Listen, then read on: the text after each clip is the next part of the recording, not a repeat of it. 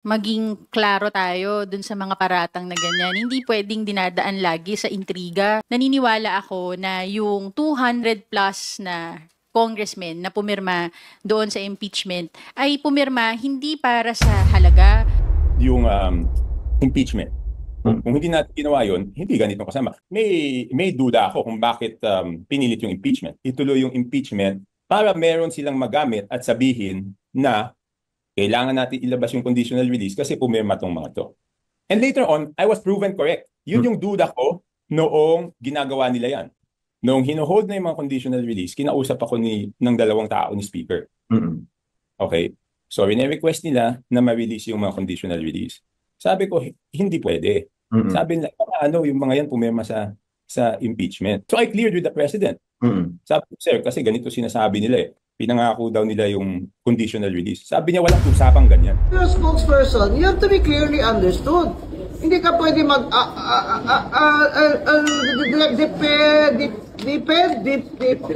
alamano. Dadagan Balita News Update. Dadagan Balita. Alright, nagbabalik na naman ho tayo mga kabayitan. Welcome back ho dito sa ating munting bahay, Danagan Balita Reaction Video News Update.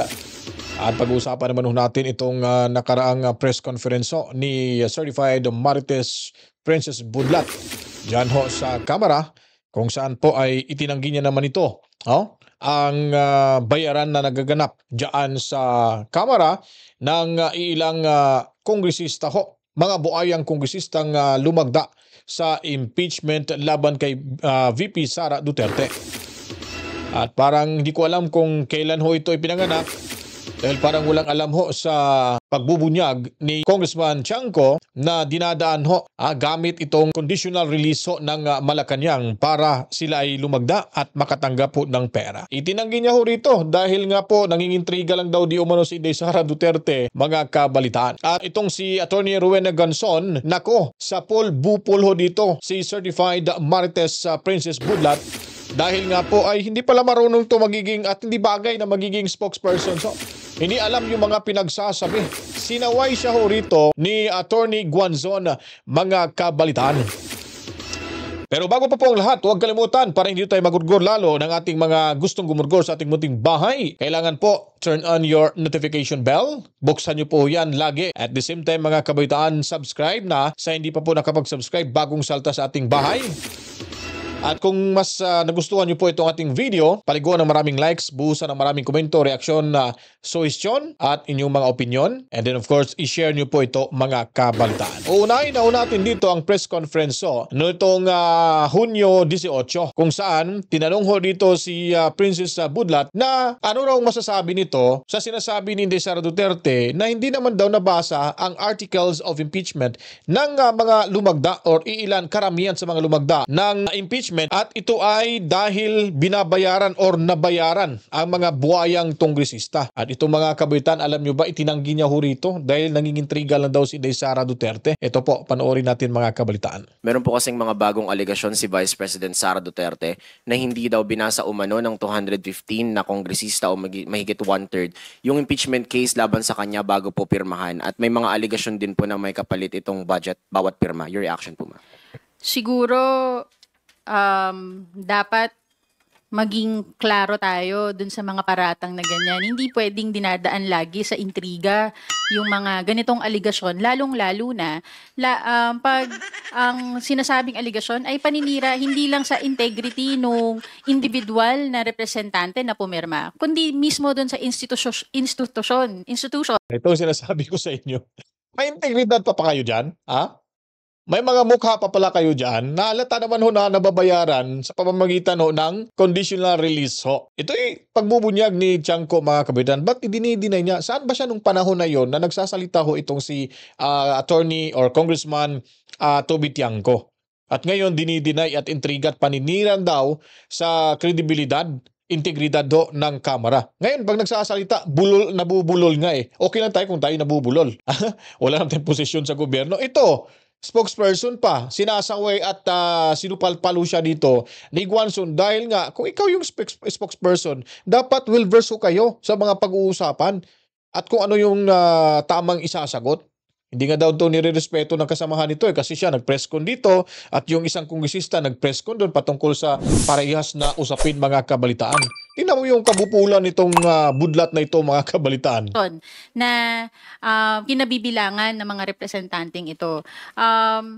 Nung sila ay pumirma at sumumpa, kasama dito yung pagsasabi na sila ay binasa nila at naintindihan nila at pinapatunayan nila na sila ay sang-ayon para ituloy ang impeachment laban kay Vice President Sara. At So dito siya nagkamali ho mga kabalitaan. Ha? Mantakin nyo, 200, sabihin na lang natin, mga 245 ang lumagda ho talaga. In just an hour, at nababasa agad nila yung article of impeachment mga kabalitaan na ganun ho yan kakapal. Kapal nun. Basta makapal ho yun. 7 kasi yun eh. Yung article of impeachment at may mga salaysay ho dyan, may mga pagbabasa ho doon, may mga konteksto doon na nilalagay. So don't tell me sa isang paano ba babasahin yun? Sa isang mahigit isang oras or sabihin natin kahit 2 oras tapos 245 yung pumirma at nababasa ho nila yun? Napakasinungaling naman tong budlat na ito mga kabalitaan. Mas dumadagdag ho ito sa problema dyan sa Kamara. Dumadagdag sa kabubuhan ng mga kongresista. Abogada pa naman na tinuring nito mga kabalitaan pero yung utak talangka rin pala ito. Grabe, napakasinungaling ho. Dahil hindi daw nababayaran yung mga kongresista nung pumirma ho ng impeachment. Saan siya ba kumuha ng lakas ng loob na sumagot ho ng ganyang klaseng pagsagot mga kabalitaan? At alam naman ho ng karamihan talaga na ito ay pamumulitika. Ito ay dahil sa isang ambisyon ng kanilang amo dyan. Kaya naiso nila talagang patalsikin sa pwesto para wala na hong sagabal sa susunod na eleksyon sa kanilang pangangampanya. Kasi alam ho nila talaga na napakalakas at hindi ho talaga, hindi nababawasan yung taga-suporta ng mga Duterte.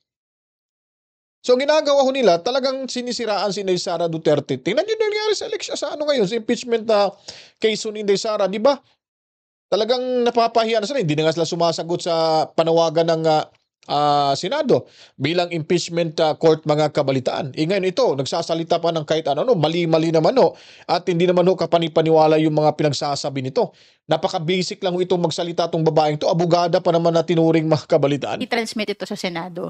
Tungkol naman sa may nakuhang favor or bayad ang ating mga representante, naniniwala ako na yung 200 plus na congressmen na pumirma doon sa impeachment ay pumirma hindi para sa halaga o anumang pabor na makukuha, pero para sa paninindigan, sa sarili nilang paninindigan. Baka masyado na silang nasanay na lahat ng galaw ng kanilang mga kampe ay kailangan may bayad. Pero dito sa Kongreso, dito sa Kamara, hindi ganyan ang mga miyembro ng Kamara na kailangan bayaran para gumalaw. Ang importante, meron silang integrity at meron silang paninindigan sa kanilang mga desisyon. Ayun. Napakagaling ma-explain ng mali-mali mga kabalitaan.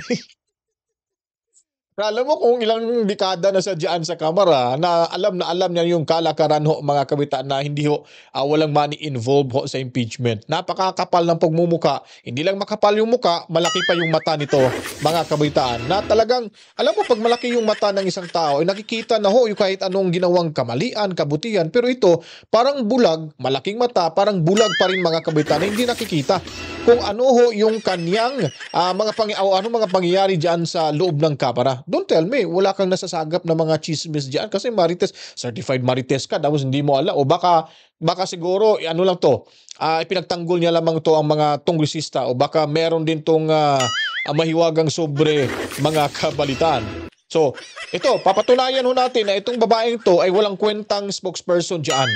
Papatunayan ho natin itong babae ay ubod ng kasinungalingan at isa ring certified fake news peddler mga kabalitaan.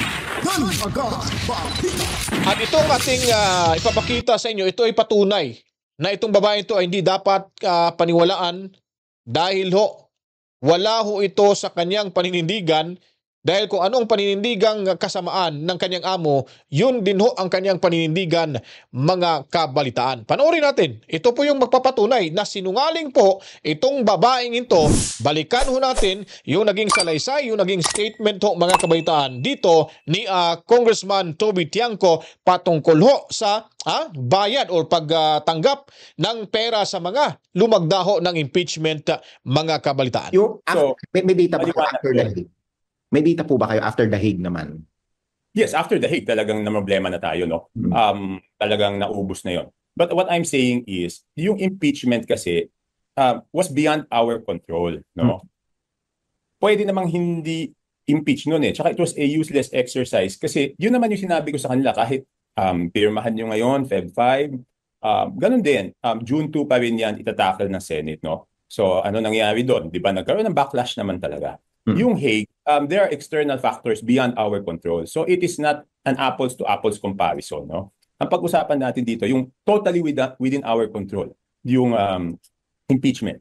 Kung hindi natin ginawa yun, hindi ganito kasama. Tsaka nagkaroon ng parang pattern. Isipin mo, una, in-impeach. Tapos pinadala sa Hague. So parang pinagplaplanuhan mo, di ba? Oo. But kung wala yung impeachment, baka iba yung pananaw ng tao. Baka sabihin nila, sumunod lang talaga sa batas. Pero yung impeachment, iba ang tingin ng tao doon. Okay. Given what you said, bakit kasi given what you said bakit nga ba kasi pinilit, if you had these discussions within the administration noon, bakit pa ipinilit yung impeachment even despite your warnings sa kanila? Bakit pinilit yung impeachment? Hindi na ako sinama doon sa Hindi na ako sinama doon sa huling usapan. Okay?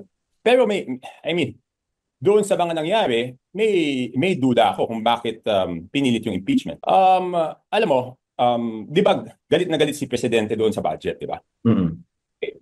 At hindi lahat because of the lack of time, hindi lahat ng items doon nabito. Di ba? Yes. Di ba yung unang usapan diyan is malaking amount yung ibibito, di ba? Yes. Later on, maliit na lang yung nabito, like 20 billion yata. Okay?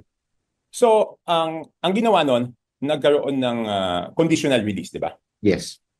Okay. So, noong hindi mailabas yung conditional release, yun sa tingin ko, nung time na yun ang iniisip kong nagtulak na ituloy yung impeachment para meron silang magamit at sabihin na kailangan natin ilabas yung conditional release kasi pumirma tong mga to. And later on, I was proven correct. Yun yung duda ko noong ginagawa nila yan. Okay? Because there is no reason sasabihin ba may clamor? There was no clamor. Ang sinabi nila, alam ko, ang sinabi nila kay Presidente was hindi nila mapigilan yung clamor. Pero, RG, common sense naman, sinong politiko ang gustong may kaaway ka at gusto mong awayin yung Vice President entering an election? Yes. Number 1. Number 2, lahat naman ng politiko ay humihingi ng suporta sa Iglesia ni Cristo. So, ang gustong mag-vote ng impeachment nung nag-rally na ang Iglesia ni Cristo supporting the call of the President na wag ituloy yung impeachment. Number 3, yung Presidente ayaw niya talaga nung impeachment because on the day of the signing of the impeachment, I had a meeting with him na nagkataon, yun yung nagpipirmahan, natapos kami mag-meeting, tapos na yung pirmahan, he did not even talk to me about it. Hindi naman niya sinabi, bakit hindi ka pumirma? Bakit hindi man niya sinabi na naka 215. Hindi niya talaga pinag-usapan. Kung hindi ako pumirma at gusto niya yan, di dapat natanggal na ako, di ba? So, paano ko masabi na yung conditional release ang naging motivation? Kasi, nung hino-hold na yung mga conditional release, kinausap ako ng dalawang tao ni Speaker. Okay? So, rene-request nila na ma-release yung mga conditional release. Sabi ko, hindi pwede. Sabi nila, yung mga yan pumirma sa impeachment. So sabi ko, sino nag-authorize sa inyo ipangako yan? So I cleared with the President. Sabi ko, sir, kasi ganito sinasabi nila pinangako daw nila yung conditional release. Sabi niya, walang usapang ganyan. So very clear. So yun po mga kabaitaan, kung makikita at napanood nyo po na meron ho talagang bayaran na nangyayari ho, nagaganap noong kasagsagan ho ng pagpirma ng ilang mga kongresista dyan, mga buhaya sa Kamara, para ho ma-impeach itong si VP Sara Duterte. So ano po ba yung mga pinagsasabi ho dito ni Certified Marites Princess Budlat, mga kabalitaan? So klaro ho na nagsisinungaling ho itong babaeng to. At bistado ho na kanyang ipinagtanggol ang mga buhaya na nakapaligid ho sa kanya diyan sa Kamara. So sino po ba ho yung paniniwalaan ho natin? Yung Kamara o itong malapit talaga ni Bongit, mga kabaitaan, na si Congressman Toby Tiangco? At imposible naman ho na magsisinungaling ho itong si Tiangco patungkol ho sa conditional release na kanilang ipinangako para sila ay lumagda at i-impeach Inday Sara Duterte. So ano po bang ibig sabihin pag meron hong money involved? So bayaran ho, binabayaran ho, kaso dinadaan sa conditional release at sinasabing may ayuda hong ibibigay si Tamba na budget para ho sa mga lumagda sa impeachment. At ito'y kasagsagan ho ng pangangampanya dahil election period ho ito, mga kabalitaan. So marami hong ibig sabihin ng pagbibigay ho ng ayuda sa mga pumirma na mga kongresista. Ito ay para sila ay manatili sa pwesto at pinapasigurado ni Tamba na sila ay mananalo ho talaga dahil may budget ho sila. Kumbaga, simpleng salita ay binabayaran ho nila or binibili ho nila ang boto ng taong bayan, mga kabalitaan. Ang problema nga lang, marami hong mga kaalyado ni Tamba dyan sa Kongreso na hindi na rin ho nakapasok, hindi na rin nanalo. Dahil galit nga karamihan sa taong bayan sa kanilang pag-impeach ni VP Sara Duterte. So itong babaeng Certified Marites Princess Budlat, hindi na ho natin to paniwalaan dahil pag siya po ay nagsasalita, akala mo hindi abogado. Abogado pala, kaso ang pananalita ay hindi nga tukma sa kanyang profesyon. Parang walang profesyon magsalita itong babae dahil ubod ng kasinungalingan. Dahil siguro, pangako rin ni Tamba, nakuha ngang pangakuan yung mga kongresista dyan ni Tamba, ito pa kaya na hindi politiko? Para mabigyan din ng pwesto at magkakaroon pa ng limpak-limpak na salapi, mga kabitan, para lang may pagtanggol itong si Tamba, mga kabalitaan. O ngayon, si Attorney Rowena Guanzon, nagsalita ho dito, mga kabalitaan. Nagsalita ho dito si Attorney Rowena Guanzon, sinaway niya ho rito yung pagiging spokesperson na hindi ho kaaya-aya, mga kabalitaan. Lalo na pag ito'y nagsasalita at magbibigay ng mga impormasyon na mali-mali ho. O para maintindihan niyo po ang sinasabi ho natin, pakinggan ho natin si Attorney Rowena Guanzon ho dito, kabalitaan. You're a spokesperson, you have to be clearly understood. Hindi ka pwede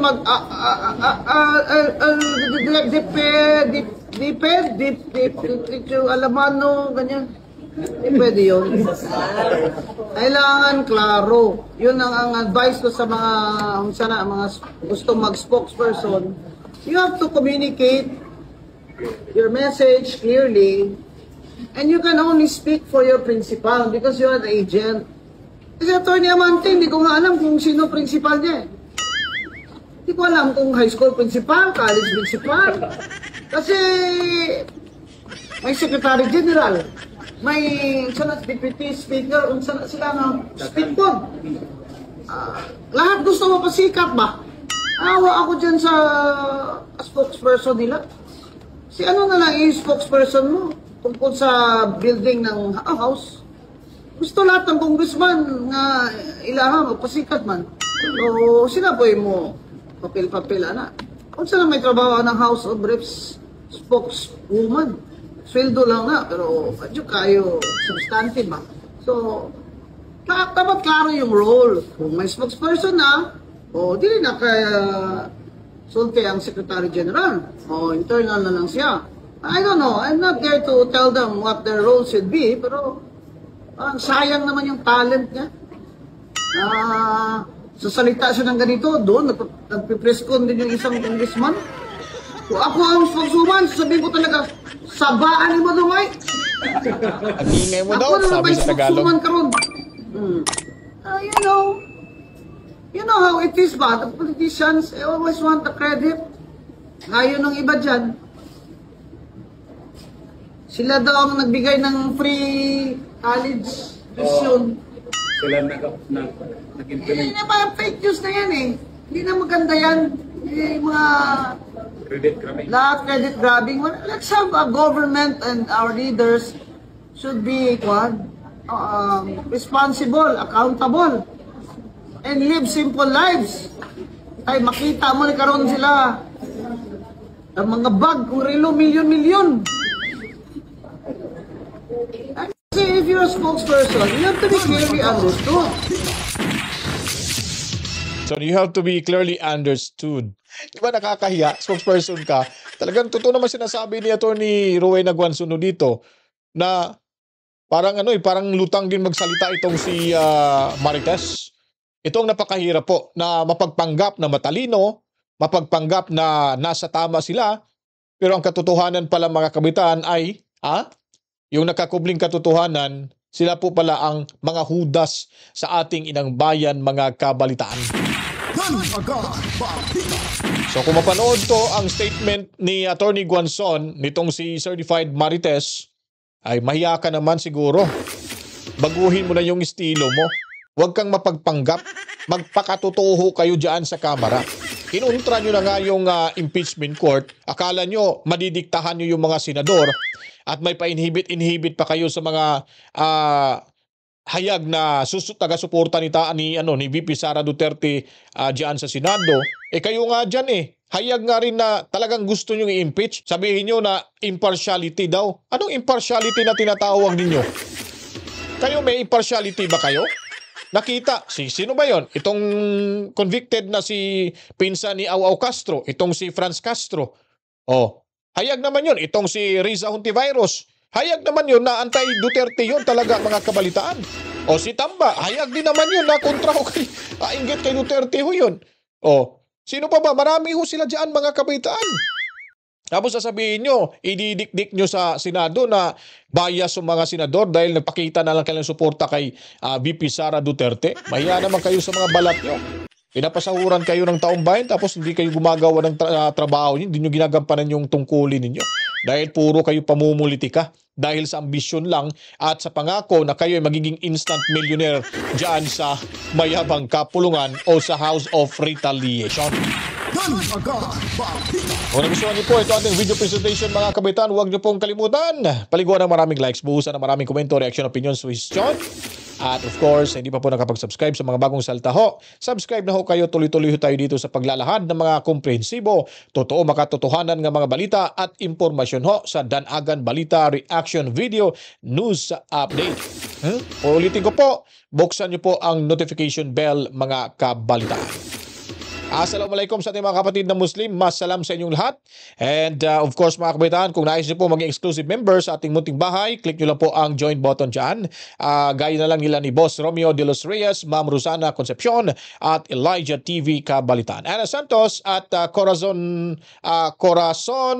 Nikeda. Hirap bigkasin Corazon Nikeda sa Japan. Maraming salamat ho. Tommy Tobias family dyan sa Lapu-Lapu City, Cebu. Mami Rose, magandang buhay. Sana magpakalakas ho kayo.